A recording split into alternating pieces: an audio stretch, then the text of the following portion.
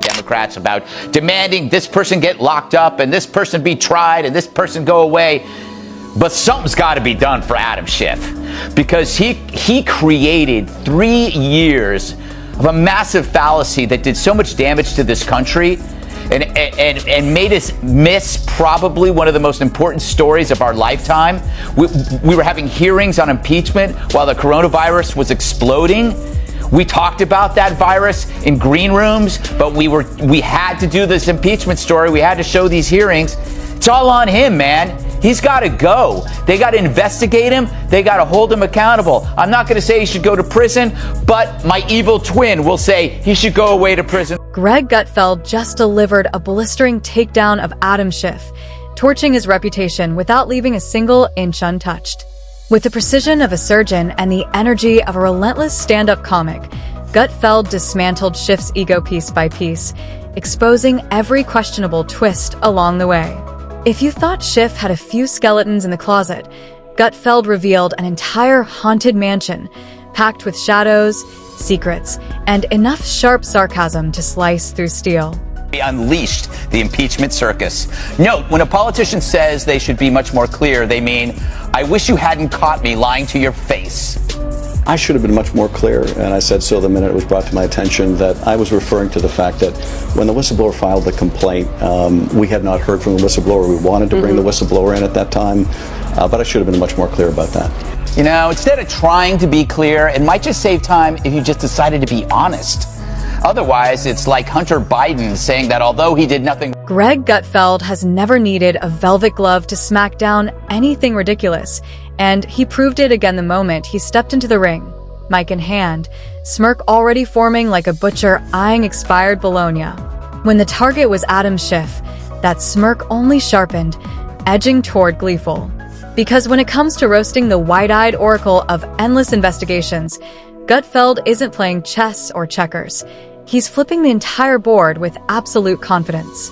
And honestly, what else can you do when your opponent still behaves like a confused Russian doll trapped inside another layer he can't quite figure out? My question is, where is the legitimate reckoning for this 5-year hoax? Like, what can you do? Because clearly he's not going to be voted out. This guy thinks he's still going to run. And by the way, why does he keep saying erection instead of... Greg portrayed Schiff as something far odder than an ordinary politician, more like a walking subpoena drifting through the halls, radiating the vibe of someone who alphabetizes conspiracy theories for entertainment and whispers dramatic secrets to a framed picture of Robert Mueller. Schiff clung to the whole Russia storyline like a child gripping a worn-out security blanket, dragging it behind him long after everyone else had moved on. And the best part? Greg was only warming up, peeling back each exaggerated layer with growing intensity. Without objection, the motion to consider is laid on the table. House will be in order. The House will be in order. I have all night. I have all night. Greg didn't need a courtroom for this roast. He laid out Schiff's public persona like a 1-star Yelp review brought to life, complete with the perpetually surprised owl expression. His voice, in Greg's telling, sounded like it was pleading with a stern librarian to bend a rule she absolutely wouldn't, and the delivery was so dry it could have sparked brush fires on contact. To Gutfeld, Schiff didn't come across like a typical politician at all. He felt more like a haunted Victorian child channeling indictments through a Ouija board, talking about democracy the way someone might try to sell expired yogurt labeled "Trust Me" in Comic Sans. Complaint. We had not heard from the whistleblower. We wanted to bring the whistleblower in at that time, but I should have been much more clear about that. You know, instead of trying to be clear, it might just save time if you just decided to be honest. Otherwise, it's like Hunter Biden saying that although he did nothing wrong, he's not going to do it anymore. Hunter says he's no longer going to work for China because we found out, he was working for China. So Schiff champions transparency, all the while saying the whistleblower might not test. Let's be honest. Gutfeld never skipped over what he called the golden era of Schiff's fixation, especially those congressional hearings where Schiff behaved as though he had nuclear codes scribbled in invisible ink on a tiny post-it tucked into his left shoe. Greg mocked every dramatic pause, every eyebrow lift, and that carefully crafted air of mystery that crumbled the moment you realized his evidence, in Greg's telling, had the strength of a fortune cookie proverb. If Schiff were a magician, his big finale would be pulling nothing out of a hat and then accusing the hat of misbehavior. Greg joked about Schiff sitting in his office, surrounded by corkboards and red string, connecting headlines like he was unraveling Bigfoot's tax records. In this exaggerated world, Schiff could turn a coffee stain into a full-blown theory, and even when reality karate-chopped the narrative in half, he doubled down like a gambler betting on a horse that already vanished from the track. That's why Gutfeld's roast hit even harder when he compared Schiff to a fire alarm that only goes off when surrounded by fire extinguishers, always screaming at the wrong moment for reasons no one asked for. And when the smoke finally clears, Greg imagines Schiff straightening his tie like he saved the day while discreetly tucking a metaphorical gas can behind his back. Because according to Gutfeld's satire, Schiff's real superpower wasn't uncovering corruption, it was inventing it with the self-approval of someone who's. But I can promise you this is not the end of my fight for our democracy. This is just the beginning. Please join us and contribute today. Thank you. Here's my question. How much will it cost for you not to run? But does Schiff even see the irony in his little video? He's talking about fighting for democracy and doing his job on the Intelligence Committee on TikTok, a Chinese-owned social media site. So Schiff is rightly getting blasted for that. And I didn't even know Adam had... Greg then dove into what he called the visual spectacle of Schiff's endless media tour, describing it as watching a man audition to be a nervous weatherman in a community theater production no one ever asked for. Schiff would lean toward the camera, drop his voice, and deliver lines so cryptically vague they made horoscopes sound like engineering textbooks. Meanwhile, Gutfeld tore into the way Schiff hyped major revelations that landed with the impact of a soggy tissue hitting the pavement. Greg mocked how Schiff spoke with the breathless seriousness of someone announcing a moon landing, even when he was just holding a printout from BuzzFeed, turning him into a human symbol of buffering, always building suspense, never providing clarity, and somehow still managing to waste everyone's time. The highlight in Greg's comedy bit came when Schiff insisted he had definitive evidence of Trump-Russia collusion. Gutfeld treated it like pure absurdist theater, joking that if Schiff ever hosted a cooking show, he'd spend half an hour hyping a recipe only to reveal he forgot to turn on the oven. Because in Greg's satire, Schiff's supposed evidence was as invisible as his credibility, and just about as poorly seasoned. I'm back, baby! Pretty soon I'll have my high-back chairman's chair again. I don't understand. You're happy I didn't realize you were, don't you realize that you were censored by a majority in Congress? Yes! Isn't it wonderful?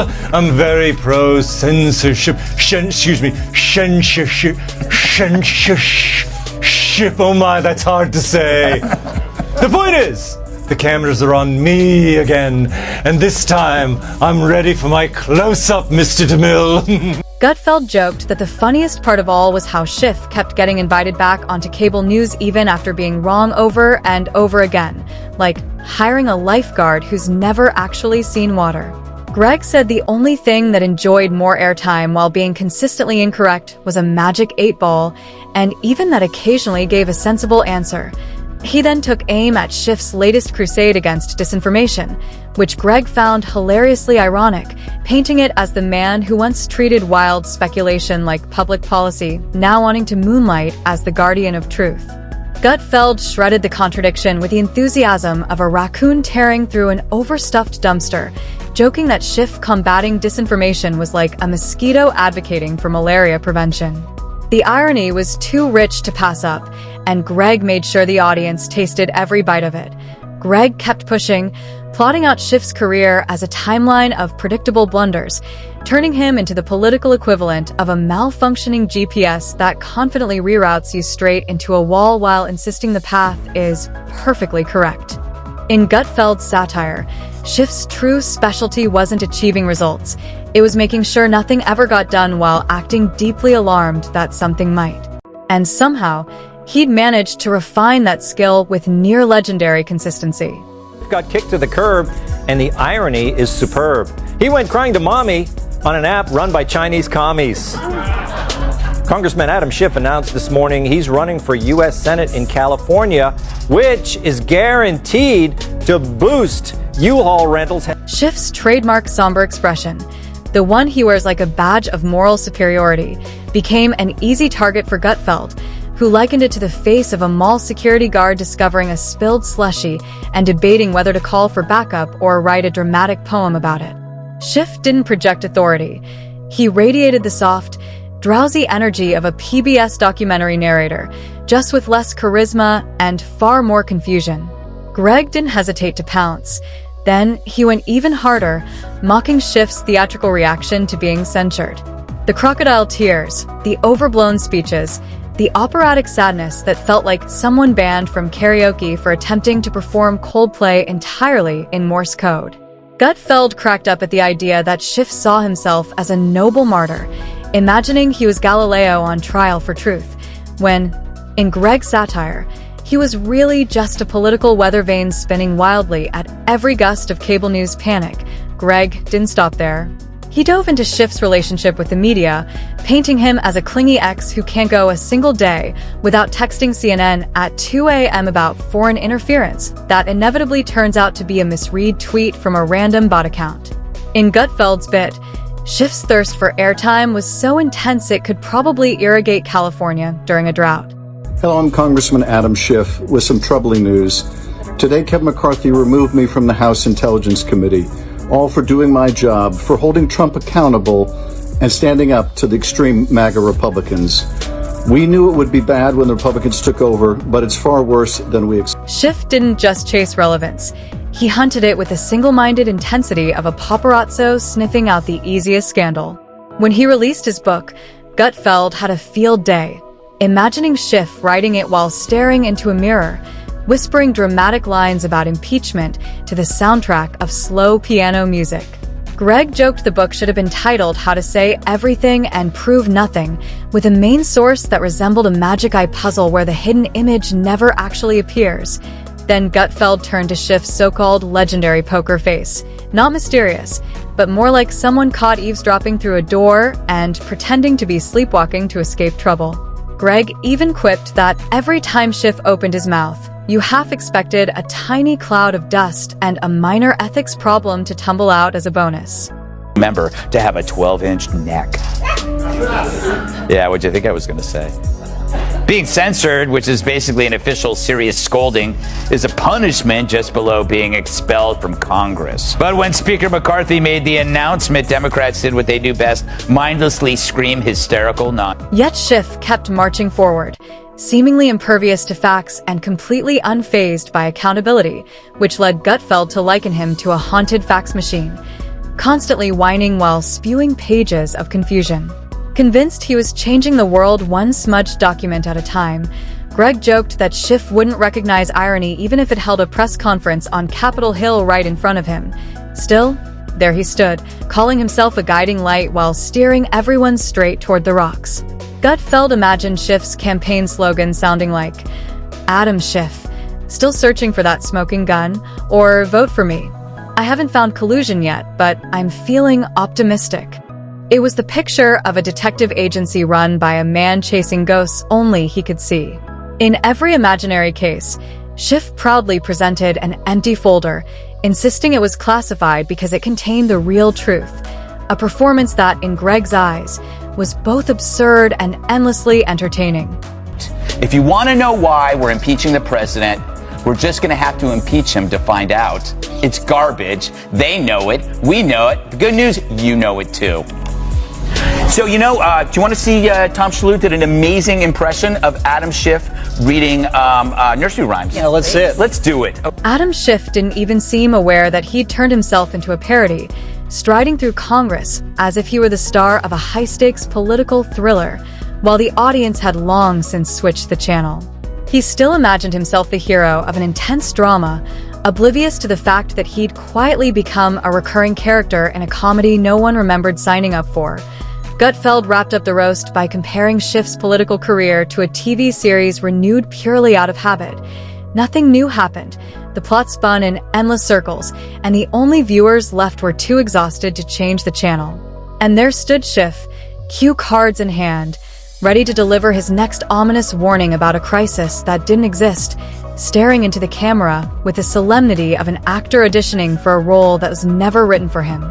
By him, but he didn't do this by himself, right? If you think about 2016 to 2020, the number of hoaxes that were created by the Democrats but engineered really by the media. You had the Fine People hoax, you had the Russian hoax, the drinking bleach hoax, the white supremacy movement hoax. What happened to that? All of these things. Oh, the hookers in the hotel room. Yeah, well, that's a Steele dossier, and that is the. At the end of the day, Greg Gutfeld didn't need to invent new comedy when roasting Adam Schiff. Schiff practically handed him the punchlines just by existing in the spotlight. All Greg had to do was wind him up, shine a light on him, and let the absurdity tumble downhill like a massive snowball of self-righteousness crashing into the walls of credibility. By the time Gutfeld wrapped that segment, the audience wasn't just laughing at Schiff, they were genuinely wondering how he ever made it onto the stage in the first place. Meanwhile, behind closed doors, Schiff was probably prepping a press conference about the roast itself, warning of foreign interference in the joke, while clutching yet another blank folder. And through it all, Greg hinted that he hadn't even started serving the second course. Guy you will never ever see who has ties to Democrats. This is what the Dems stand for, and it might not sit well with half of America. And it's just another wide-eyed lie. Schiff knows with each passing day how absurd this story looks. So, better to hide it from you. So the Dems must now rely on a simply moronic retort. If you want to know why we're impeaching the president, we're just going to have to impeach him to find out. It's garbage. They know it. We know it. The good news, you know it too. So, do you want to see Tom Shalhoub did an amazing impression of Adam Schiff reading nursery rhymes? Yeah, let's see it. Let's do it. Just when it seemed the circus had finally packed up, Schiff wheeled out yet another act, this time trying to pass off selective leaks as noble whistleblowing, which Gutfeld promptly reduced to rubble with delight. He quipped, "Watching Schiff leak half-formed information to friendly journalists is like watching a magician toss glitter in the air and insist it's a disappearing act, except the only thing that ever vanishes is accountability." Schiff strutted as if he were a heroic defender of justice, but behind the tight-lipped expression was a man desperately searching online for new synonyms for impeachable, hoping they sounded dramatic enough. Greg likened him to a wannabe Bond villain with none of the charisma, none of the plot, and not even the gadgets, unless you count printer paper soaked in innuendo. Schiff didn't just miss the mark. He built an entire persona around aiming at targets only he could see, then blaming everyone else when the arrows hit nothing but thin air.